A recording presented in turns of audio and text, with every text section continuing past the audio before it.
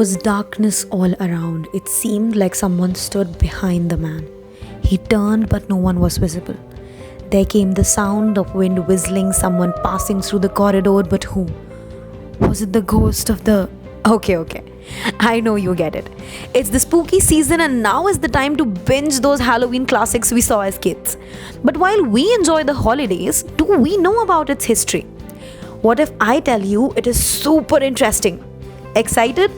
So hop on the curiosity train and let us know about the history of Halloween.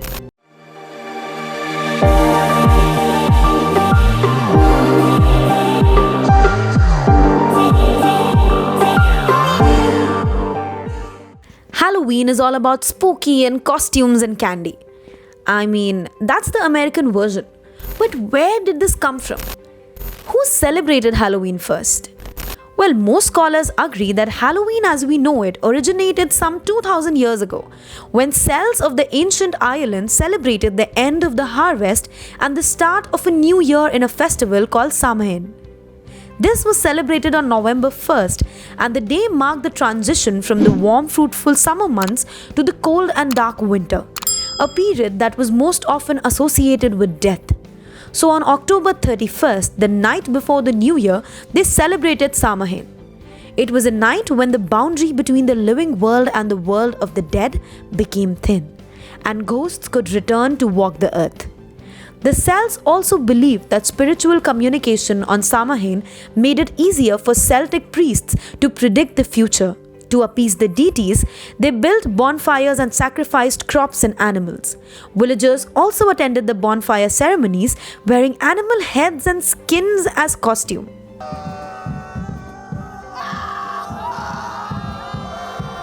Very little is known of the rituals of the ancient Samhain because the church Christianized it.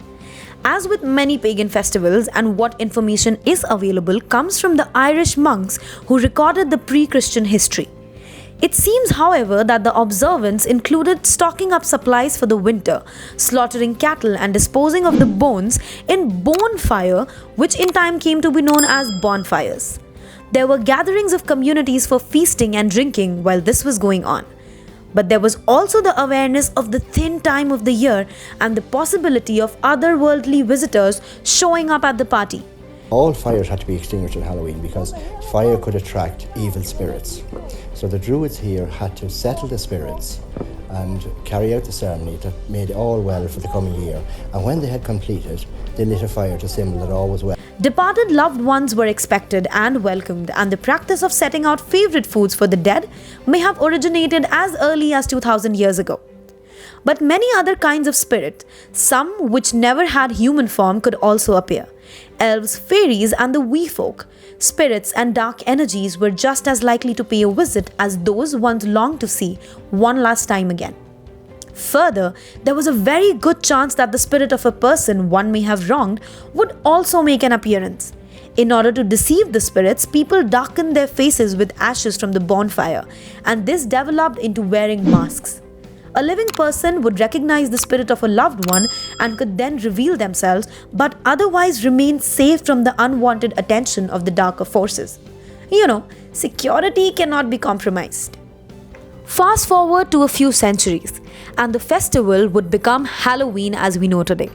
Several Christian popes attempted to replace pagan holidays like Samhain with their own religious observances.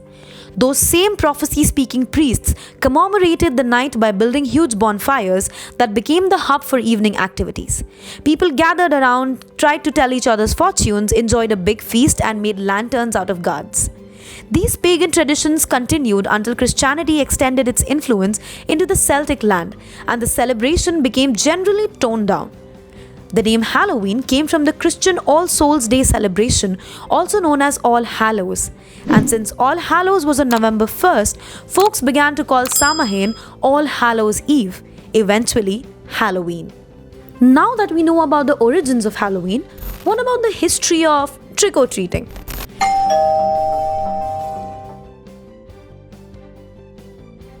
Trick or treat.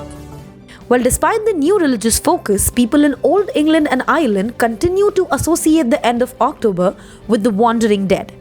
They set out gifts of food to mollify hungry spirits, and as time wore on, people began dressing in creepy costumes to go begging for the treats themselves.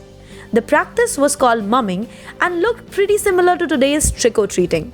Other than blood, dark and dead, there are many more symbols connected with Halloween. Some of these are bats. Nowadays, many of us associate bats with Halloween, and that has its historical roots too. The Druid Samhain bonfires attracted bugs, which in turn tempted bats to come enjoy a tasty meal. In later years, various folklores emerged citing bats as harbingers of death or doom. In Nova Scotian mythology, a bat settling in a house means a man in the family will die.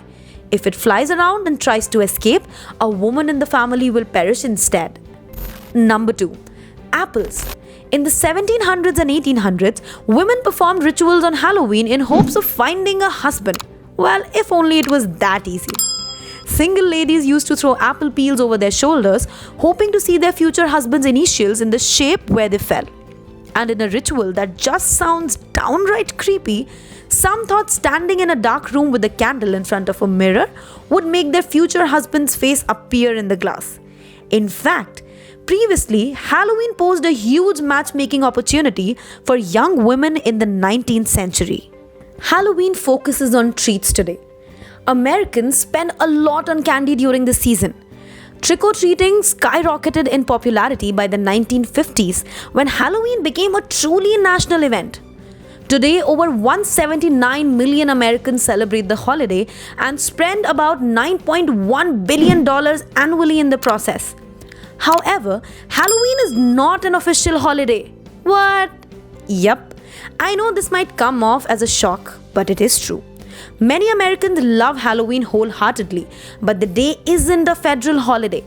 Despite all of the festivities that happen in this evening, Halloween is still a workday and most businesses and banks follow their regular hours, with the employees dressed in different ways. Today, Halloween is not generally associated with any particular religion or tradition and is commonly viewed as a secular community holiday, primarily focused on the young and a boon for business, offering candy and decorations as well as the entertainment industry, which releases films, TV specials and books on paranormal themes. Americans love Halloween and put modern twists on their celebrations. You can find the most haunted states and visit their haunted houses or a corn maze or order your state's most popular candy to leave at your door. It's the Halloween season and the spooky has no limits. But that's not it. You can leave something for us here too. Your valuable likes and comments. If you are new here, subscribe to our channel and be a part of our Vault of Vokes community. And until we meet next, stay curious, stay awesome. Vault of Vokes signing off.